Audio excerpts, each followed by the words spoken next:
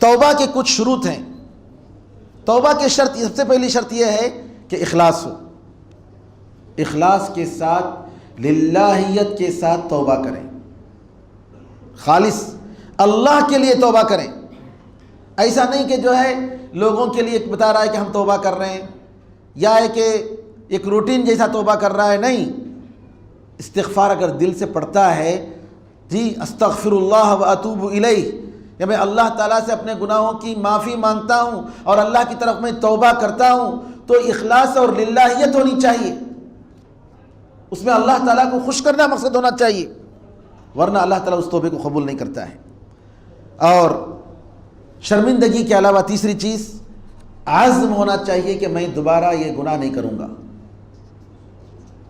یہ جو گناہ میں کر رہا ہوں، جس کی عادت پڑ چکی ہے، اس کے بارے میں پختہ یقین کرنا چاہیے کہ آئندہ سے میں ایسا نہیں کروں گا۔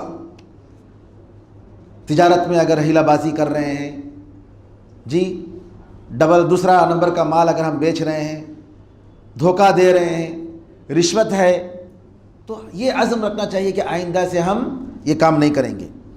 اور توبہ کے لیے شرط یہ ہے کہ توبہ کا ایک وقت ہے قبول کرنے کا، اس وقت میں توبہ ہونا چاہیے۔ یہ ایک عام وقت ہے، جنرل وقت، اور دوسرا ایک خاص وقت ہے۔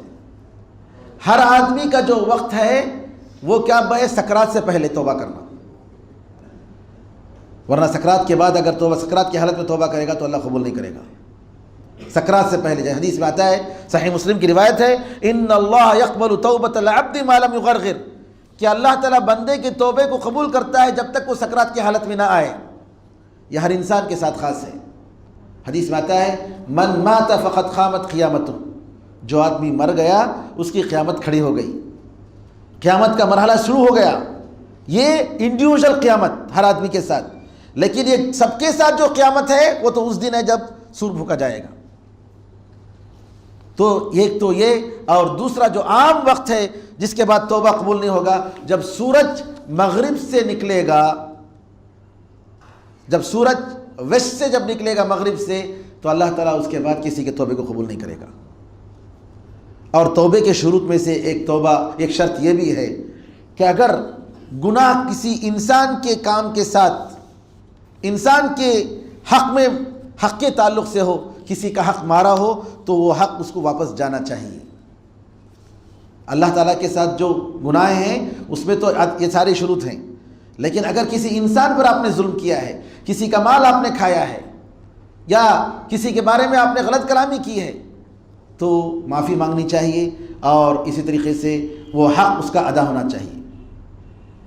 کسی کا مال اگر کھایا ہے تو اس کا مال اس کو پہنچنا چاہیے، کوشش کرنی چاہیے۔ اگر آپ دیکھ رہے ہیں کہ اس کے پاس وہ مال کو پہنچانا مشکل ہے، تو علماء نے کہا کہ اس کی طرف سے صدقات و خیرات کر دیں، ورنہ ہونا تو یہ چاہیے کہ وہ مال اس کو پہنچے۔ اگر آپ دیکھ رہے ہیں کہ پتہ نہیں وہ کہاں ہے، کس جگہ ہے، اس دن جو ہے اس کے اتنے پیسے دینے تھے میں نہیں دے سکا، پتہ نہیں کہاں ہے، معلوم نہیں، تو کم از کم کیا کرے، اس کے طرف سے صدقات و خیرات کر دیں۔